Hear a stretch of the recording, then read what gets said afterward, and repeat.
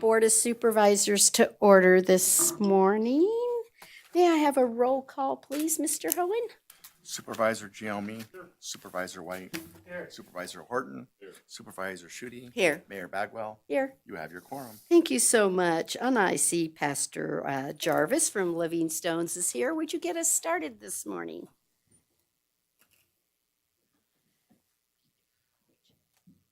Lord God, you have given this Board of Supervisors and everyone present gifts that reflect your nature, gifts of leadership, administration, gifts to manage, gifts of creativity and invention.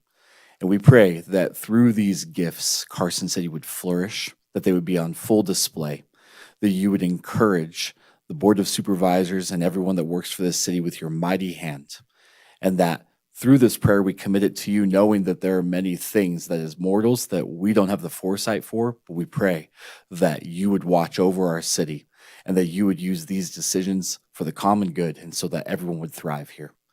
I pray all this in Jesus' name, amen. Amen. Thank you so much for that. Heather, will you do us the pleasure of leading the pledge? Allegiance to the flag of the United States of America and to the republic for which it stands, one nation, under God, indivisible, with liberty and justice for all. Thank you so much. It was a good morning. Okay, we're now on to opening public comment. I think you might be it. Come on up, Denny.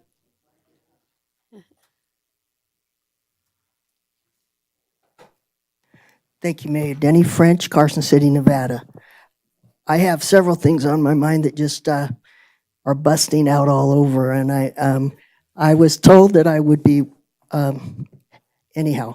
The main thing is the work session was very interesting opportunity for me to see the new station. I really appreciated that opportunity. I also have let an observation that I had about their sound system be known, and it's on their list of considerations, and I really appreciate that. Thank you. The next thing is state water talks. They're talking Colorado, and they're not getting through.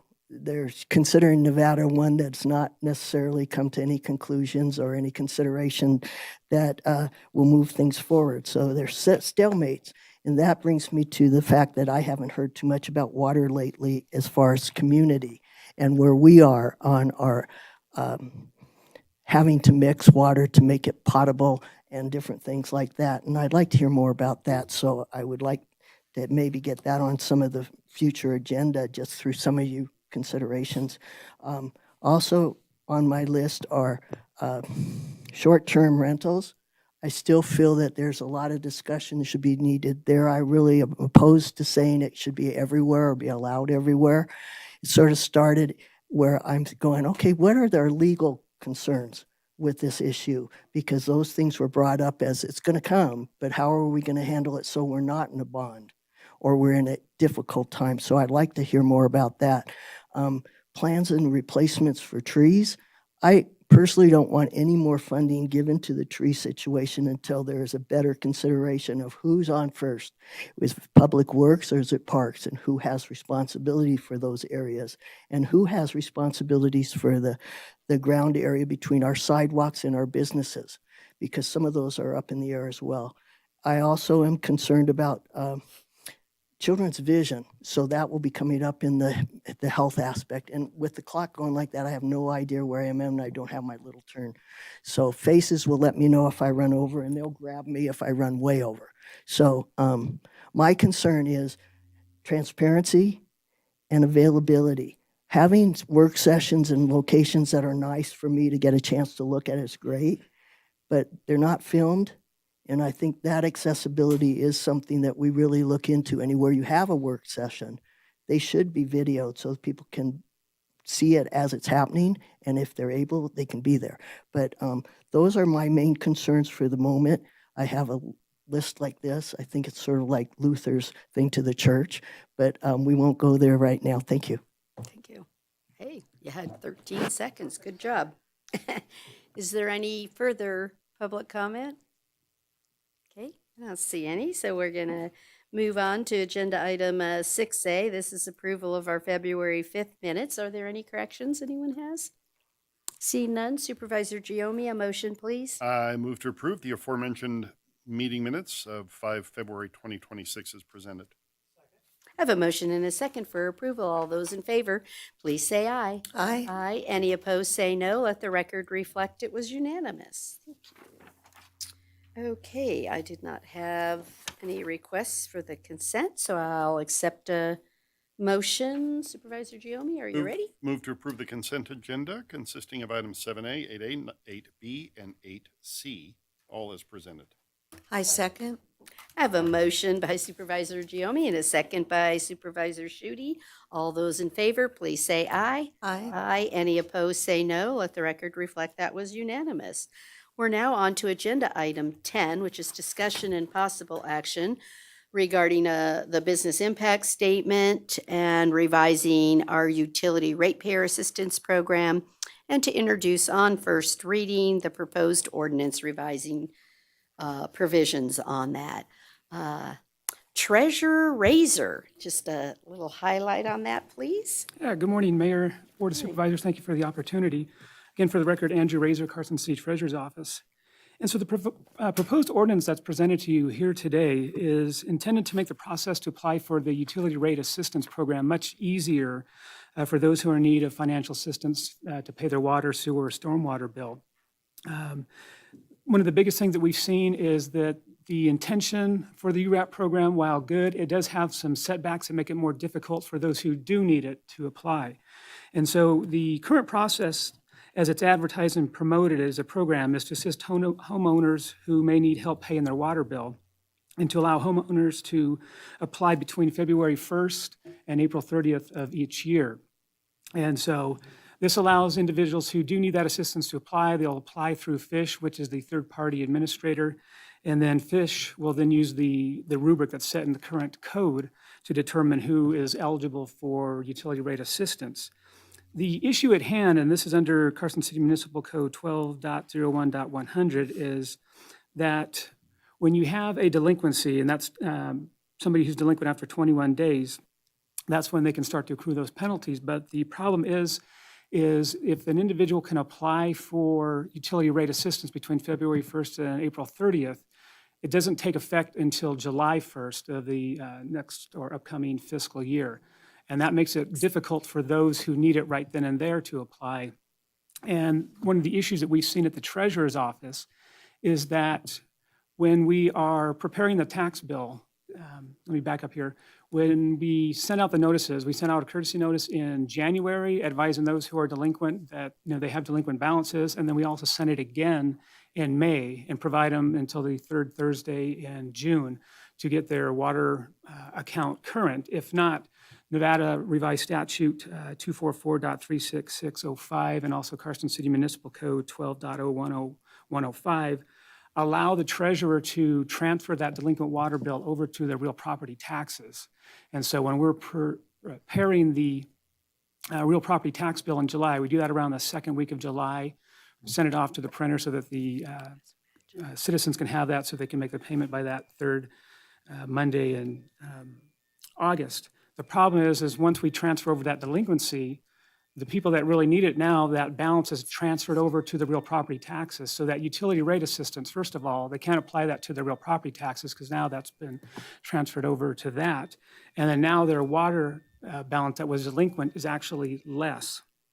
And so with this proposed amendment, that would change it to where we would allow anybody to apply for URAP now, and it wouldn't be having to go into the next fiscal year. So once they apply and then they are approved, they can get that utility rate assistance.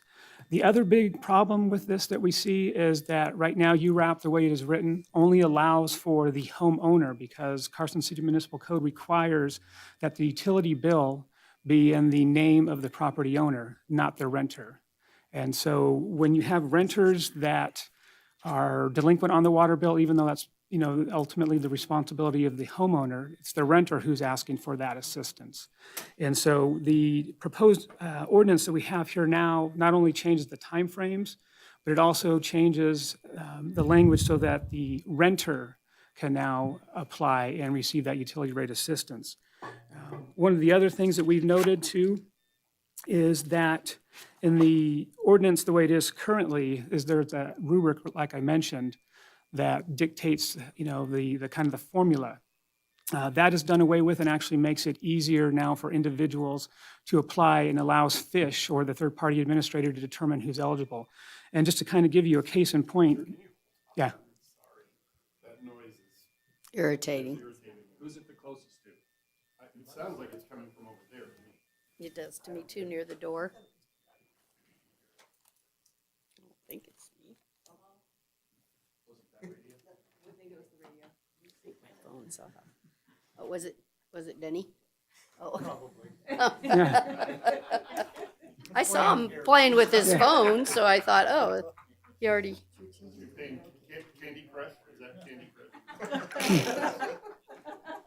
Criminal Crush, perhaps? Okay. That's a different thing. Okay. Criminal Crush. Perfect. Go ahead. So going back to the kind of a case in point, like I mentioned, the current rubric will determine how application or assistance is provided. The new formula would allow FISH to determine it based on their standards as that third-party administrator. And so as I mentioned, we recently had an individual who came in who was delinquent on her water bills. She has a good job. She works for the state. However, she is going through cancer treatment. And one of the things that she noted is that she probably wouldn't qualify for the federal poverty rate just because she has a decent paying job. But she would find it difficult to get utility rate assistance. And so we actually provided her the form, which is what we usually send out, in the mailers that we give so that she could provide. So the new standard actually makes it also easier for FISH to apply the eligibility criteria for individuals to apply. So with the ordinance, the way it's revised now, we believe this would provide a better opportunity for individuals to submit applications and to receive it. Because currently, right now, we're just not seeing a lot of individuals taking opportunity with it because we do see a lot of individuals who are renters that, of course, they're now excluded because they're not the homeowner. And then that time frame as well makes it difficult for individuals to apply because there's that limited window, and then it only allows it to be applied in the next fiscal year. Thank you so much. Is there any questions anyone has? Pretty straightforward. Okay, thank you so much. Is there any public comment on this item? No? Okay.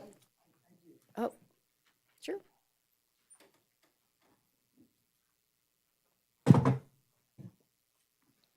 Mr. French. Denny French, Carson City, Nevada, and I would prefer to be able to have said this out otherwise, but it's nice to have Mr. Razor involved in these things because he has not only the background, but he has the temperament and the consideration and the empathy. So thank you. Okay, thank you. All right. So I want to bring it back up here then for a motion. Would someone like to make that? Supervisor Schutte? I move to accept the business impact statement as presented and introduced on first reading, bill number 104.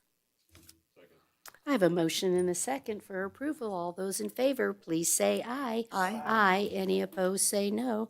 Let the record reflect it was unanimous. Thank you so much for working on that.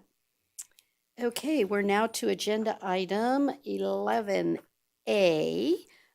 Discussion and possible action regarding a recommendation from the Planning Commission to approve a master plan amendment to change designation from industrial to public, quasi-public to public, quasi-public. That's good. Big mouthful there. For 13.91 acres at 3000 North Lampa. Ms. Manzo, we've heard this already several times from different reports and different things. Is there any highlights or anything you have for this one? There's no changes that are highlights based on previous discussion. That's what's presented today. Say no changes, no anything. Is Correct. there any specific question, though, that anyone has on it? Pretty straightforward one. Any public comment on this item? I'll accept a motion. I move to accept the Planning Commission's recommendation to this board to approve the master plan amendment and further move to approve without modification the original request for amendment based on the record of the Planning Commission meeting of January 28, 2026, including evidence on the record as well as the ability to make the findings, make all the findings as discussed on the record today. I second.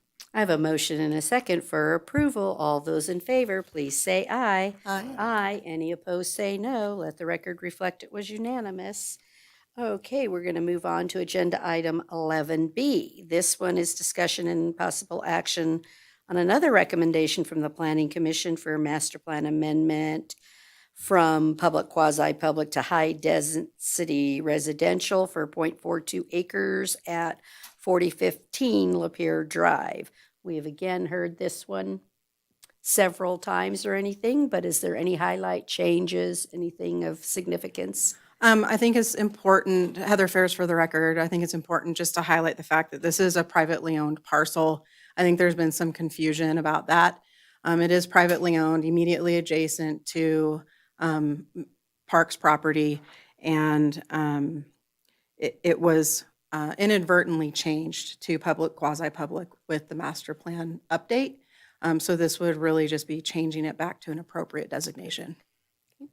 Anybody have any questions? Is there any public comment on this item? Okay, I'll accept a motion.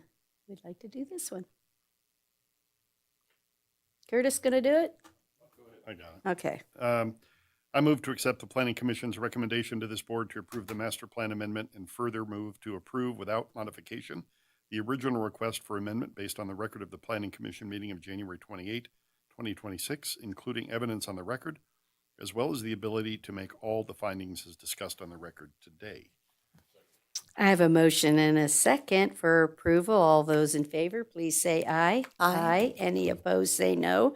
Let the record reflect it was unanimous. We're now moving on to agenda item 11C, discussion and possible action from the Planning Commission's recommendation to approve a master plan change for 1.1 acre parcel located at Lampa Ranch North Specific Plan area and to the southern terminus of Pilot Peak Court. Again, Ms. Manzo, anything special, anything that needs to be on the record for this one? Heather Manzo for the record, no changes and nothing unique that's new today. Thank you. Does anyone have a question on this one? Is there any public comment? Seeing that, I'll accept a motion. Supervisor Schutte. I move to accept the Planning Commission's recommendation to this board to approve the master plan map amendment and further move to approve without modification the original request for amendment based on the record of the Planning Commission meeting of January 28th, 2026, including evidence on the record as well as the ability to make all findings as discussed on the record today. I have a motion and a second. All those in favor, please say aye. Aye. Any opposed, say no. Let the record reflect it was unanimous. Thank you so much. Okay, we are now on to our non-Board of Supervisors action items. Does anyone have anyone to share? Anything to share? Supervisor Schutte. I just wanted to give a shout out to Hope and her team, and I don't remember if I gave this shout out the last meeting, but it's worth a second one. If I already had, over the listening tour about the parking and, just the effort made to really hear from the community and get ideas and how to proceed and make things work as well as possible. And so I just wanted to share that. Anybody else? See anything else? Okay, we're going to then move on to our final public comment for the Board of Supervisors. Do I have any? Mr. French.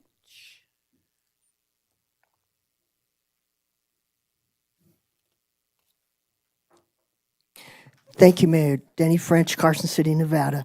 I'd like to give a shout out not only to Hope and her crew. I'd like to give a shout out to Commissioner Border, Chair, Cron, DeChest, Christopher, Preston, Peterson, and Piles. They worked their fannies off, and I really hate to see the master plan dismantled as it goes along. If we're making corrections, they should be for improvement, not for more chaos or such.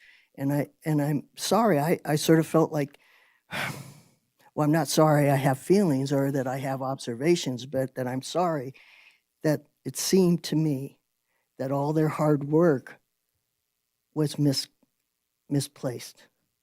It wasn't either considered as it was taken, or it was minimized by the results, as if it was a board of supervisors versus building or community development or planning. And community was pulled into that by your request, that it was brought in and then I feel basically disregarded in some ways. And that was, I think, unfortunate, but I like to see everything that moves forward when the community is allowed into it, that it really is considered a partner in it. You all have big steps and stuff that you have to consider, but I felt, and I still do, that that was a real tough deal to follow, the way it was presented, as far as the development with the state and such. And that was unfortunate, and it left a lot of questions still to be answered for myself personally, so that I could add it up, quantify it, but the way it was put out was unfortunate. Thank you very much. Thank you. Do I have any other? Nope. Okay, then if there's no objection, we will adjourn as the Board of Supervisors and let the health team come on up.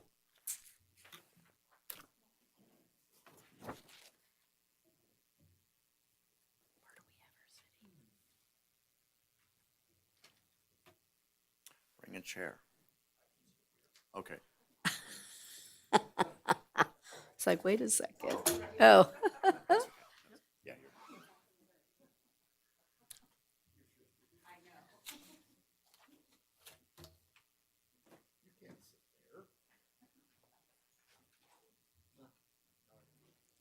Usually there's a chair over there.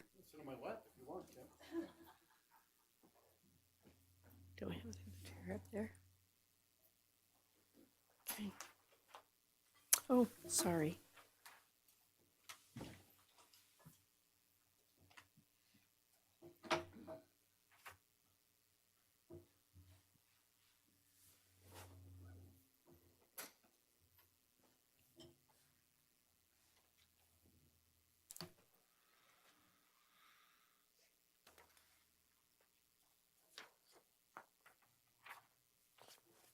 Okay, my privilege to call this meeting of the Carson City Board of Health to order and ask for roll call.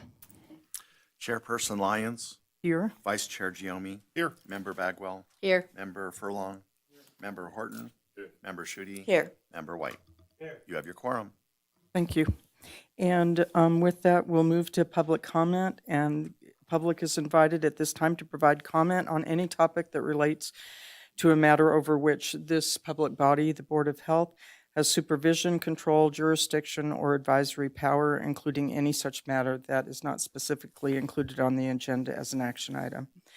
No action may be taken on a matter raised during the period of public comment, and public comment is limited to 3 minutes. Mr. French?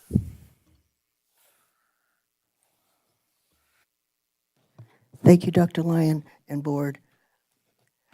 As I looked at the agenda and I read over the material, I wanted to do a bit more study on actually what was done between October 1st, 2005 and December 31st, 2005. And I looked at that list, and I have 2 pages, and I narrowed it all down. If she's not one of the busiest persons that I know of, I'm missing something. One of the things that was brought up that wasn't in this particular list of items in its fullness was the fact that children's vision is something that we haven't really talked about, and I know there are pre-school diagnostic requirements, so a child has to have a exam to see how fit they are, their hearing, their vision, and such like that and all. I still don't know where that fits in, but there is a concern about screen time and the real problems it's doing the physical eye, not just the emotional or some of the basic vision, but the actual mechanics of eyeballs. And I think that that's something that was brought up to me by yourself, actually, Dr. Lyon, and that I think those discussions need to be made now that they're making transitions to limiting time on screens, if that's enough, or if there are other things that have to be stepped in. Protective glasses, if screens aren't protective in themselves, such like that. So, but I was just really impressed, and I just want to appreciate the hard work that goes behind all that we see on such a little deal. One paragraph can't even start to show how much work's done. And I just appreciate it very much. Thank you.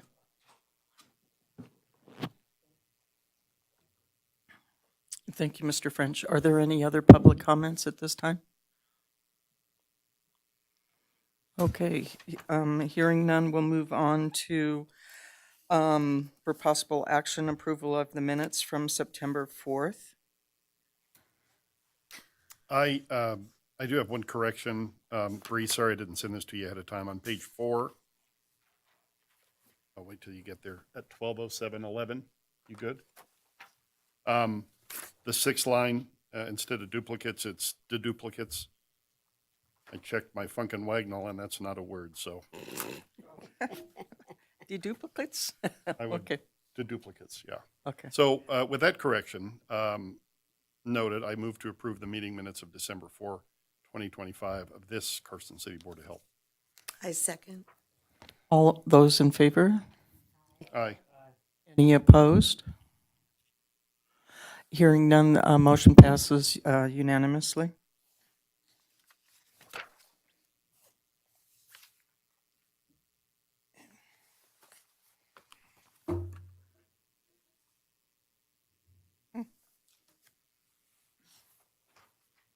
And moving on to the next item, which is my report. Somehow I have, okay, wait, got it. I have my report. Okay. Kind of keep track of the agenda. I'll just point out a couple things on the report. And that is, as of now, we have surpassed 50% of the case numbers that we experienced last year in regards to measles. So in the first 2 months of the year, we're already past 50% of the total for last year. So measles continues to be a significant problem, and I know that the health department under Jeannie's direction has done everything possible to prepare for when we see it here in whatever capacity we end up seeing it here.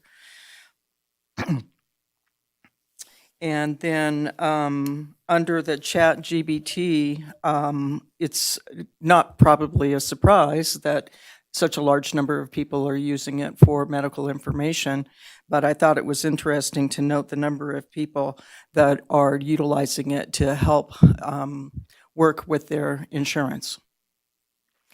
To do comparisons. Well, not just comparisons, but figuring out how to billing questions, claims, cost sharing, basically how in the heck does my insurance work for me? Tremendous number of questions about that. And then regarding U.S. healthcare spending having risen just above 7% over a period of a year, that's actually pretty decent for what I have noted in the past. We're currently at 18% of gross domestic product, meaning that pretty much 1 in every $5 spent in the United States is spent on healthcare, and that is a lot. And that increase has not been driven by inflationary prices, but rather by care volume and intensity. So people are sicker by intensity, and that hospital services have grown nearly 9%. That might be partly an aging population, that sort of thing. And then under the World Health Organization, we have exited as of January 22nd, the World Health Organization. And I think that's an Amber Alert that I received on the way down. And I have another one. Turn my noise off. Yeah. That involves a possible abduction of a 10-month-old out of Las Vegas. So anyway, the withdrawal from the World Health Organization does limit the U.S.'s access to critical disease intelligence and reduces the American influence over global outbreak responses. There are some states, some individual states in the United States that have, you can't become a member of WHO unless you're an actual nation, but there are some states that are working on cooperative agreements with the WHO, so hopefully will allow us still some access and influence there.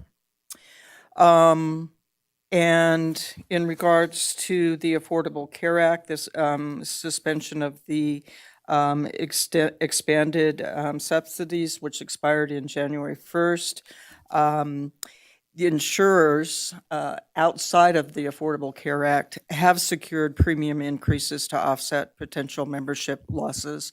And we were just talking about what PERS, as noted here in the state of Nevada the other day, fairly significant increases in premiums.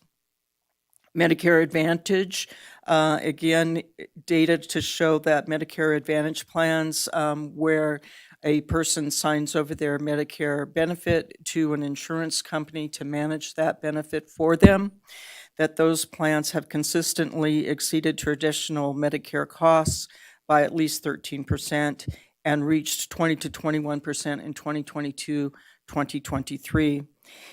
Further information about that is that a lot of hospitals and providers and health systems are finding that the onus of working with Medicare Advantage plans is excessive and are beginning to withdraw from those plans.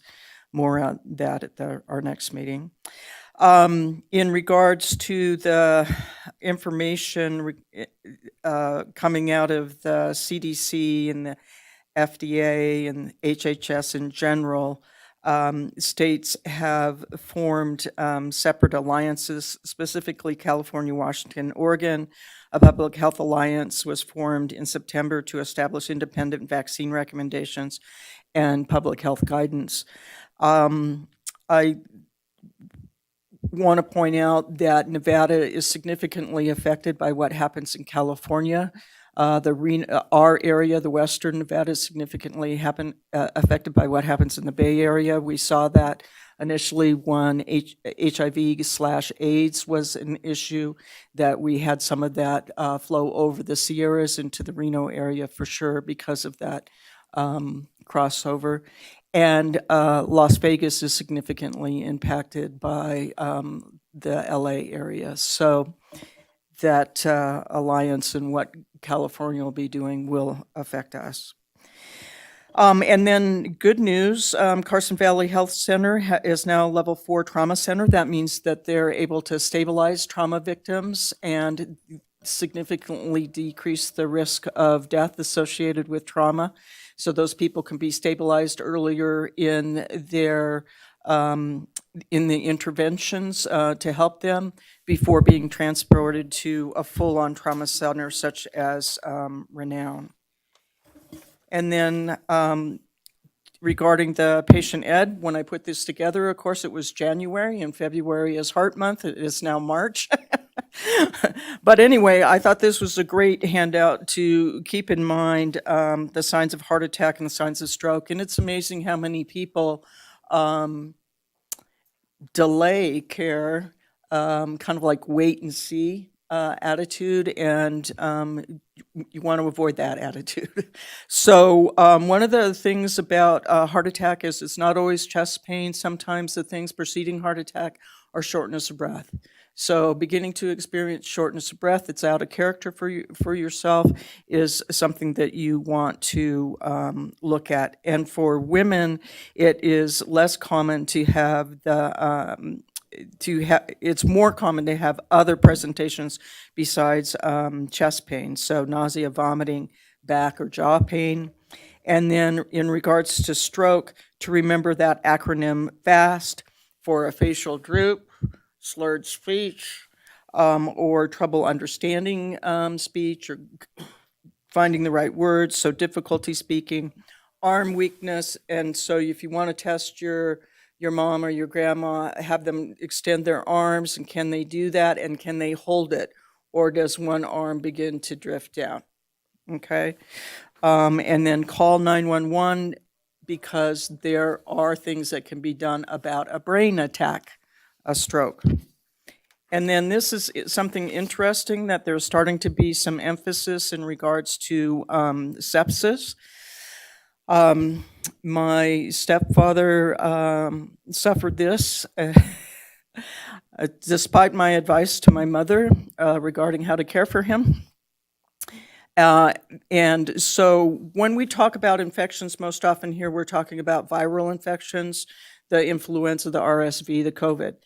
But sepsis is generally a bacterial infection for which we need antibiotics, IV in a hospital setting, ASAP, to prevent death or disability. And so we're usually talking about an initial source of pneumonia, a urinary tract infection, or something on the skin, a wound. So to be aware that if you have something on the skin, to keep it clean, to keep your vaccinations up to date, for instance, the pneumonia shot for those over 50 and older. And I want to emphasize avoiding using triple antibiotic ointments on the skin because of the neomycin present in those that can cause skin reactions. And so best to use bacitracin if you're going to use something on the skin. And then know the symptoms. And one of the biggest health advice I think we can offer our public is that everybody should have a thermometer at home, and one should use it. So just the other day was called by my daughter-in-law about our 8-month-old grandson, and he had a significant rash.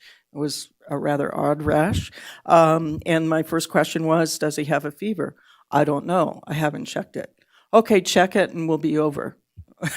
So have a thermometer. If you have a fever greater, and a fever is considered greater than 100.4 or greater, and that increases your concern if you have a fever.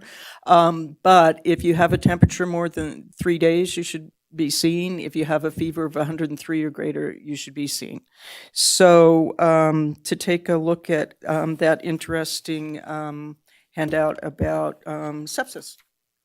So are there any questions or comments about the health officer report? Good report. Huh?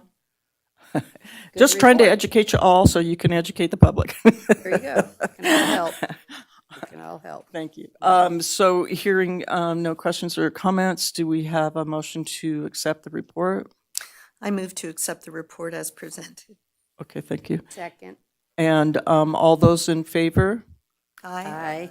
Any opposed? Okay, thank you. Motion passes unanimously. And then on to item number 19B. 19B. And that is the report from the Director of the Carson City Health and Human Services, Jeannie Freeman. Good morning, members of the Board of Health. Jeannie Freeman for the record, Director for Carson City Health and Human Services. And today I'm going to give you a brief presentation related to the report that you all had in your materials and have reviewed. So change seems to be the theme at Carson City Health and Human Services, and I can promise that there is change on the horizon again for the next report. We are a resilient agency for sure. We definitely look at change as an opportunity for us to reevaluate and so forth. But some of those changes are things to celebrate too. We had a couple of staff that retired. They've been with us for a long time. They've dedicated a lot of energy and passion for Carson City. And so we celebrate Judy and Veronica, or Ronnie, as you would know her, for all the years that they've given to us. We've had staff that have gone through some different trainings and gotten some additional certifications, which add to their subject matter expertise, which is definitely something to celebrate. It takes, it's not required. These are things that they are doing to help make them better in their service to our community. And then when opportunities have arisen, we've had staff that have chosen to apply for positions and change their challenges in front of them and to grow and to see how they can continue to serve not only in the agency, but the community. And then I'm excited to welcome Tina, our new front desk staff member. I got to call the office yesterday. What a pleasant voice. I was really excited when she answered. I was like, oh, that's so nice to hear. You could tell she was smiling when she answered the phone. And she can't tell that it's my phone number that's coming in. So that's nice to know as well. But one of the other great things that happened in this last quarter is with the leadership of our assessment and accreditation coordinator. We submitted our annual report to the Public Health Accreditation Board related to our annual review, and we submitted our quality improvement project. And both of them were accepted without comment, and our quality improvement project was accepted as part of the documentation for our next reaccreditation, if that is something that we choose to pursue. And in that's nice to know that we are already meeting those standards. And in fact, the comment that came back was that we are exceeding those standards. So that was nice to hear as well. We have a job fair that we are leading the collaboration on. If you remember, last time Christy had given an update related to the last job fair that we had done. And the feedback that we had received was to do the job fair later in the day because it would allow those in the community who may be working but seeking other opportunities to also be part of that that access to employers. We already have 18 employers that are signed up for this event, which is great. It'll be held at the community center from 3 to 5. So this is actually on a Friday afternoon from 3 to 5. We have some partners that are going to come in and talk with people about career dress and attire, and also work on their resumes with them and run them through mock interviews. Many of the employers have already stated that they are going to be ready to interview people on site. So that's a great opportunity for people to come in, interview, and maybe even walk away with a job at that afternoon, which is really kind of a great place to be. That job fair, we have many other employers that we've been reaching out to. I saw it in actually the posting for the chamber earlier today, that they have been helping get that word out about the job fair for employers to also engage with. And if anybody's interested in being present at the job fair, they can reach out to us at our main number, which is 887-2190. So talking a little bit about some of the things that have happened in this last quarter, we had the point in time count, which happened in January, on Thursday, January 29th. And there were numerous community social services partners, and we had the sheriff's office, we had some volunteers that got together and met at the health department at about 4:30 in the morning. That's even early for me, and I'm a morning person, but they got together at 4:30 and they were ready to go at 4:30. If I'm waking up at 4:30, I'm not ready to go. But they were there and they mapped out the entire city and they broke up into teams, and then they went out and they did their counts within their assigned area. And we don't have the numbers associated with that yet. We'll have them in the next couple of months. But when we looked at this, the collaboration was phenomenal with all these different partners, and we were really appreciative. And in the time that they were out in the community doing the counts, they were able to actually give information about the resource fair that was happening later that morning, which started at 8:30 in the morning here at the community center. And there was a full warm breakfast that was provided. We had one of our vendors that provided that, and it was paid for by one of our local religious organizations. And we had more than 25 different social services agencies that were partnering there at the resource fair. And there were all kinds of things that were great. So people were able to connect and learn about different resources that were available in Carson. But then we also had a partner that came down and was giving haircuts. And so many haircuts were given, and people said that they felt like a new being to be able to have that. And it was just really such this wonderful experience. There were some warm jackets that were provided, and we actually had a couple of people who came over to Carson City Health and Human Services later that afternoon. And after the haircut and after getting a warm jacket, they said, "I'm now ready. I need somebody to walk me through getting a job. I'm looking to have a job," because they felt like they now had confidence to be able to move in that direction, which I realized that it may not be an astronomical number of individuals, but one or two, it changed where they saw themselves and what they were at. So really just so appreciative to all the partners that worked with us. As you saw that long list within the report of those different entities, and I'm just grateful. So there was actually a lot of feedback from those partners where they said they'd be interested in doing even if we didn't do a point in time count every year, because it's required every other year by HUD, that they'd be interested in doing a resource fair once a year, and that would provide an opportunity. And I'll talk a little bit later about what we've been doing with the social services landscape assessment, and that might be valuable in having people understand when we discuss services, what those services are that we're really talking about. Then moving on to our Women, Infants, and Children, or WIC program.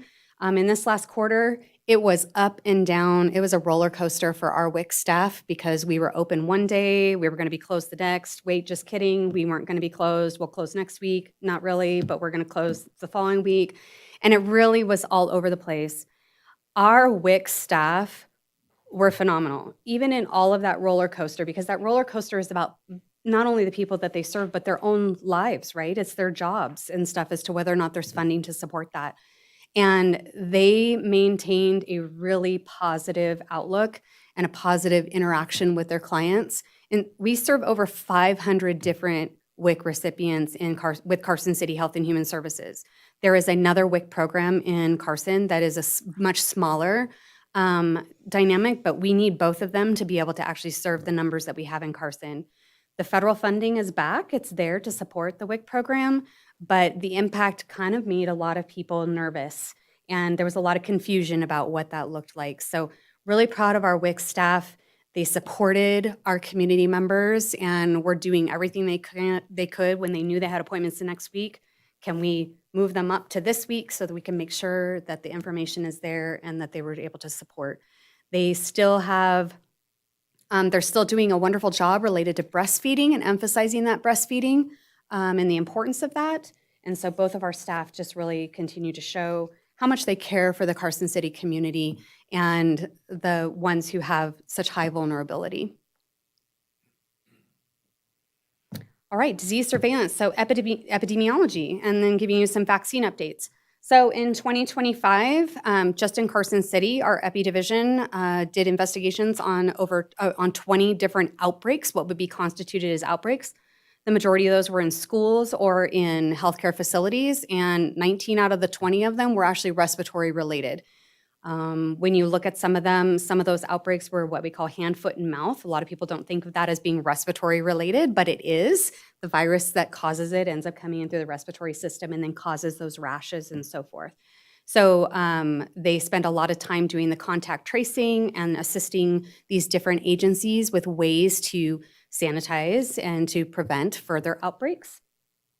And then our respiratory illness season in 2026, I would like to say it came in like leading us to believe we were going to be calm this year, and it didn't really show up that way. It kind of looked like other respiratory illness seasons and started slow, and then it did a huge spike. And so we see the flu, we see RSV, we saw COVID and stuff, and it gave a spike right around middle to end of December, which sounds pretty typical. We get a lot of people who spend time together during the holidays, and we share a lot with one another during the holidays. We do share a lot with one another, and we shared our germs as well. So when we see what's happening with respiratory illness season, we are seeing that the flu season, we're starting to see a slight increase again, which is something that we anticipate because we're seeing a shift from influenza A to influenza B, which is their As a reminder for folks, flu season doesn't end until sometime in May. So it's important to keep that. Let's not share anymore. So I know we teach that in kindergarten, but we share to an extent. We also teach hand washing, which is important. Then we look at vaccine preventable diseases. So earlier in January, the Centers for Disease Control and Prevention, they gave a change in recommendations related to childhood vaccinations. 2 vaccinations, I mean, the whole list is available, but 2 of those vaccinations that didn't change were related to measles, which is your MMR vaccine, and then your other one that deals with pertussis or whooping cough. Those recommendations for those vaccines did not change. And both of them become important for us because we have been paying attention to what's been happening. As Dr. Lyons reported in her report, we're seeing an uptick in measles. And actually later this summer, there's a discussion that's happening on the international level to actually determine whether or not they're going to remove the eradication label for measles in the United States. So because the cases have been growing so rapidly and what that looks like. So one of the things that we're actually going to do is we're meeting with the chief nursing officer with the school district and having some conversations about this so that we can help her and her team with the education surrounding vaccines because the changes have created some confusion for parents. So we want to make sure that we're helping with that transition for them. But then we're also going to spend some time doing some modeling. So there's some modeling that's out there that based on what the vaccine compliance rates are within a community or within a school, you can plug that into this model software that's available. And we're able to say, like, if you had one child that was unvaccinated that was positive for measles or somebody who was positive for measles, what would that look like in your school? And the reason we want to do that is because something like measles, if they're unvaccinated, they're automatically excluded from school for 21 days. 21 days is a lot of days to be out of school. And so we need to help. We feel like if we can provide some of that modeling, then the school district can take a look at, well, how would we continue to educate those children when they're out of school? Because if they were to come back and then be exposed again, 21 more days. And so it's kind of an interesting dynamic, but we want to be able to give them information so that they can start talking about what this might look like in their educational environment. The pertussis, the whooping cough, is different than measles. You don't automatically get excluded, but there are some different things that can happen. And we've seen that up in Washoe County. They've recently had a couple of schools that they've had some pertussis outbreaks in. And their recommendation was children who come to school should not have any symptoms. If they have symptoms, they need to be tested negative and before they can be allowed in school. And they had a surge on their urgent care centers and on their hospital, and they ran out of supplies in one day within the community with that kind of order. So that helps us learn too about what kinds of dynamics we would want to be considering when it comes to that education for our healthcare community, but then also what recommendations we would make.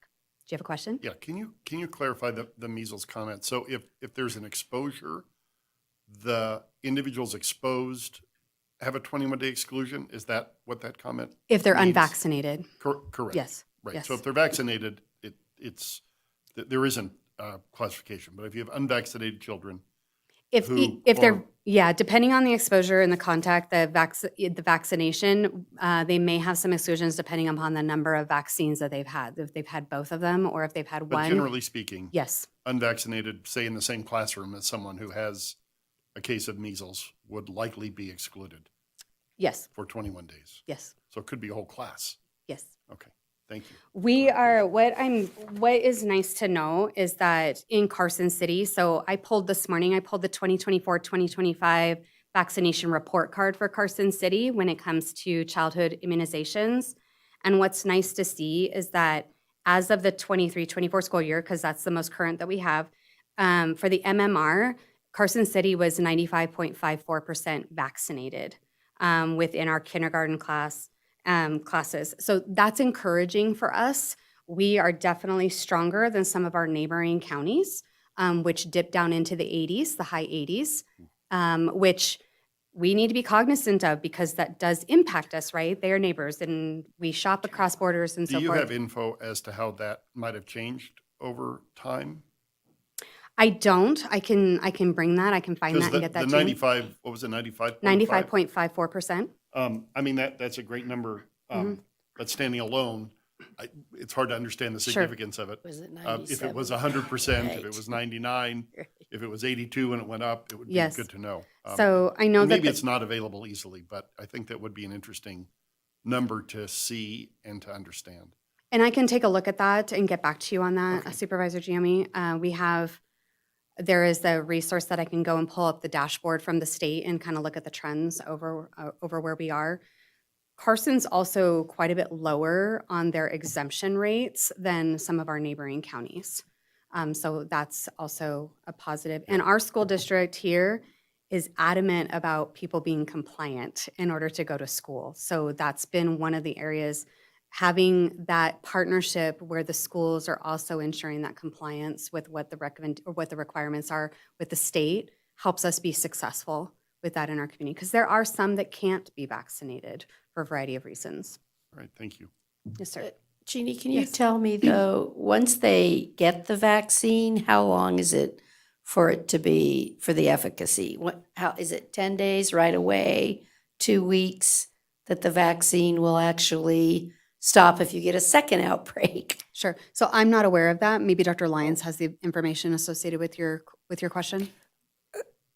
I don't know the exact either, but when we look at influenza, which is another viral illness, if we have an exposure in an unvaccinated person for influenza, we know that giving the shot right then can make a difference in terms of how they might end up experiencing influenza. So my guess would be that it's pretty rapid, but in terms of saying, okay, we gave you a shot, can you return to school? Well, not exactly, because if they had that exposure, they're still going to have to do the 21 days because So It it could- doesn't cut it to 10 days? yeah, or it's something? not like you can say, oh, well, you're not immunized, you've been exposed, here's the shot, now you can go back to school. No. When it comes to pertussis, if they test positive, then they do the treatment, then they can return to school within a few days after the treatment. And I'll look at Dustin to see his head nodding carefully, 5 days. 5 days? Yeah, Dustin is an incredible resource. Dustin, do you have anything you'd want to add to any of this? No? Okay. 5 days. I He's got like, that. no, don't put me on the spot. Sure. Perfect. Dustin's an incredible resource. We're going to pull on Dustin. I'm going to call a friend. Yeah. phone a friend. For the record, Dustin Booth, epidemiology manager. So in regards to pertussis, if somebody is symptomatic, diagnosed with it, they take the standard, if they can take the standard treatment, it's a 5-day course. Once they finish that 5-day course, they still may have a cough, but they're no longer considered infectious. And they can go back to work, go back to school. In regards to measles, there is concerned that because it's such a long incubation period, even though getting the vaccine of somebody who is unvaccinated, they can still develop symptoms. And so that there still would be a window after of exclusion after getting a vaccine. And if you're already vaccinated and exposed, you're just monitoring for symptoms. But if somebody were to be vaccinated, or they were vaccinated and exposed, then if they develop symptoms, then they need to be excluded, even though they're vaccinated. Studies have shown that individuals who are vaccinated for measles and that do get measles are less infectious than people that are not vaccinated get measles. They are very, very infectious, and usually, there was a recent study done. They were on an infectious person was on a plane, and 17 people got it from a plane flight. So measles is one of the most infectious viruses out there. It likes finding the unvaccinated populations, and that's what it will do. It will continue to. So it's really, really one we have to concentrate on and really encourage people to do that vaccination for measles. Yes. Okay, thank you. And I would just point out a couple things for clarification, and that is pertussis whooping cough is a bacterial problem, so it can respond to antibiotics. Measles is a virus, and we do not have any antivirals like we do for COVID or influenza or hepatitis B or, some of the other viral infections. We do not have anything for measles. The CDC estimates that 20% of people who come down with the measles will require hospitalization. And whooping cough is no fun. It goes on and on and on. It's very unpleasant. Just to follow up with that, whooping cough, pertussis, it's a childhood vaccine. It's also for adults. And so as for children, they get the DTaP, and for the adults, we get a Tdap. And so it's involved with our tetanus. So we need to remember to be getting that every 10 years. So we provide protection for ourselves for tetanus, but also pertussis. And it's also for us adults, it's important to remember that we're protecting ourselves and our little ones. And we want to protect the babies because that's where the most morbidity is. And actually mortality for pertussis is in our little ones. And they're not protected until starting, they get their first doses at 2 months. So that first 2 months they're very, very vulnerable. And that is where there is a lot of mortality in related to pertussis. It is in the old days, they called it the 100-day cough. You will cough for 100 days. As an adult, you will cough so hard you will break ribs. And just think about if you've ever broke a rib and try to cough. And there's nothing to stop that cough.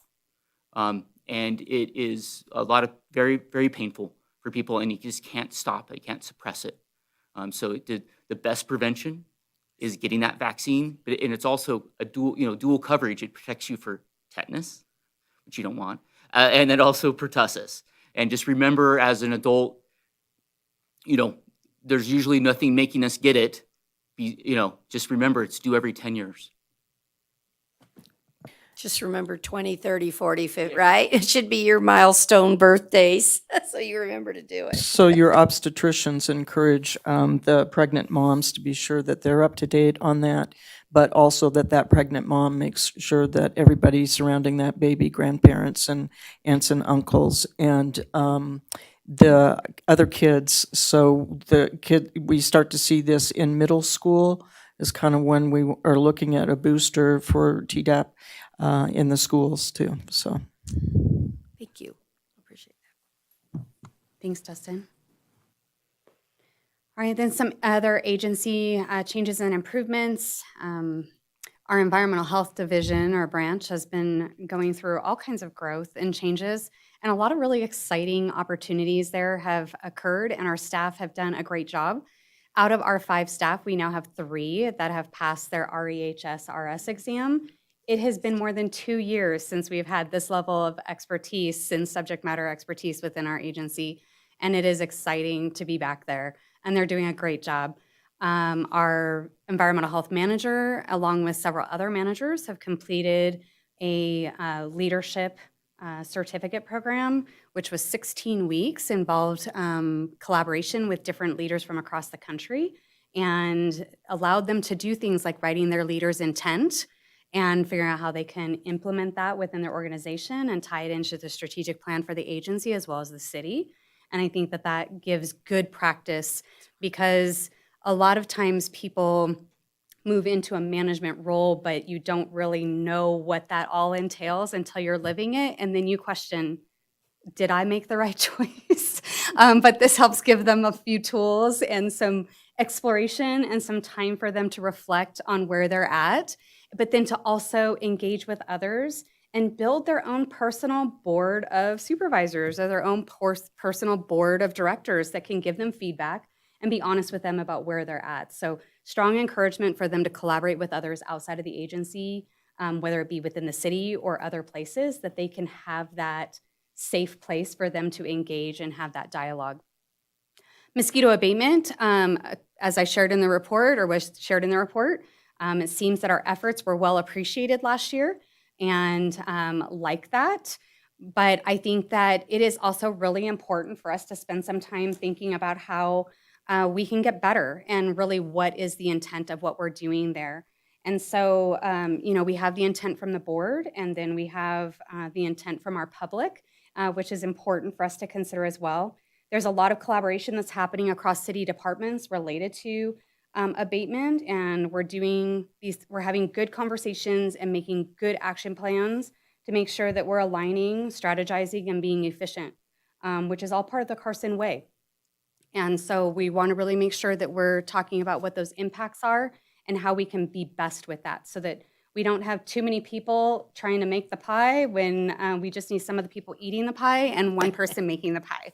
So we want to have that. And so this year will be quite similar to what we did last year, but then I think you can anticipate hearing from us as a collaborative of departments about what we're looking to do in the future to really make sure that we're being efficient and effective with what those efforts are. And then lastly for this slide, Carson City Health and Human Services has partnered with Credible Mind. This is an online platform. I think I shared with you all previously about what the intent was behind this. And we have a wonderful employee assistance program that we can do through HR, but this is to kind of give us other tools that we can utilize ahead of time. So we launched this in early February, and so far, I was given the report yesterday that we've had 54 staff that have engaged with Credible Mind, and that's positive.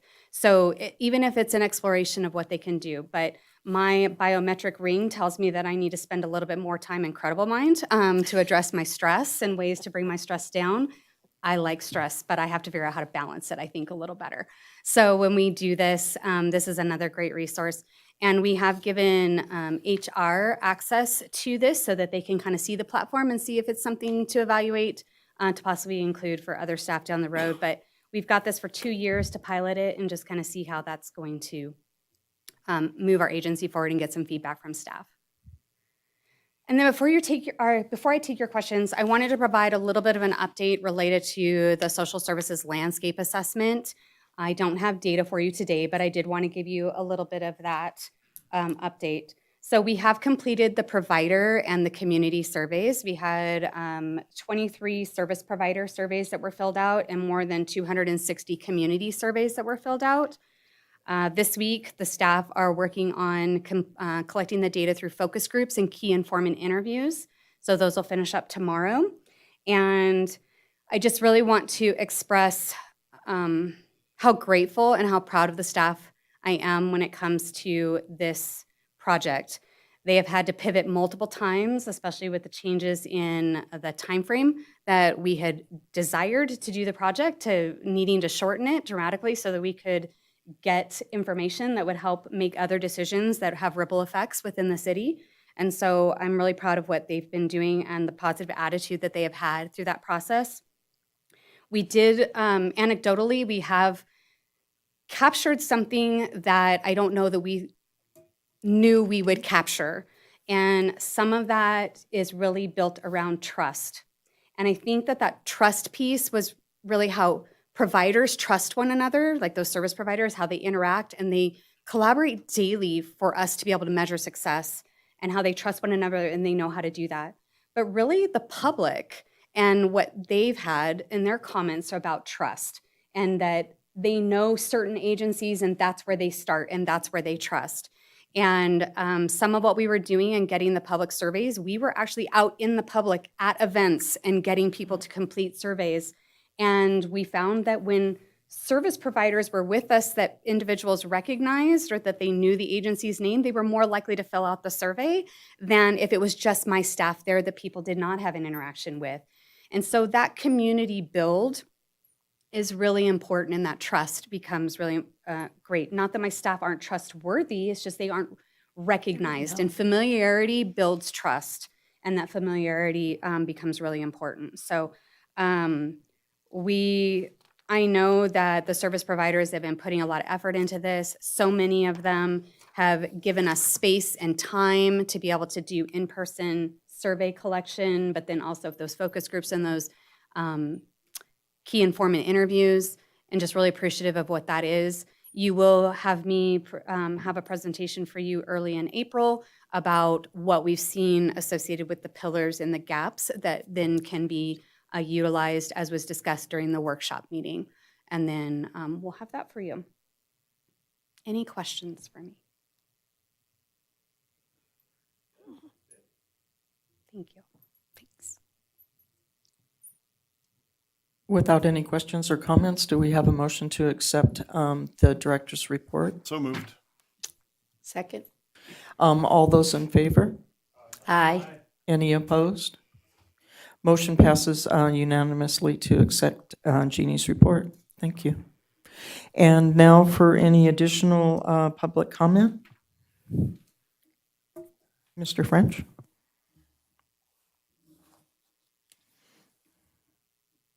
Thank you, Dr. Thank you, Dr. Lyon. Denny French, Carson City. I just wanted to add my appreciation to Health and Human Services. I've been utilizing their facility information more recently than before, and thank their staff very much. Also, I'd like to just bring up the fact that mosquitoes were brought up just earlier and mitigation. I just remind people that it's tick season earlier than it should be, and to keep an eye out for any unusual blips on your body, and then also fatigue and muscle and such. Get help right away, and that will minimize some of your long term. But ticks are out, so be cautious with your critters and yourselves. Thank you. Thank you. Are there any other public comments? Dr. Lyons, Jeannie Freeman, for the record, I'd like to make a public comment. Yes? I'm going to read this because it'll keep me from being teary. The first Friday of March is Staff Appreciation Day. However, I want to take a moment to highlight the incredible individuals who make up our Carson City Health and Human Services team. The staff don't just show up to a job, they show up to serve this community. Much of the work that is done is behind the scenes and doesn't come with daily praises or accolades, yet these staff serve the community every day with humility, determination, and gumption to improve the quality of life for Carson City residents and visitors. Each day, I am grateful that I get to do this job alongside them. I just wanted to make the point that they are incredible. Thank you, Jeannie, and certainly I concur. Any other public comment? Okay, hearing none, I adjourn this meeting. Thank you.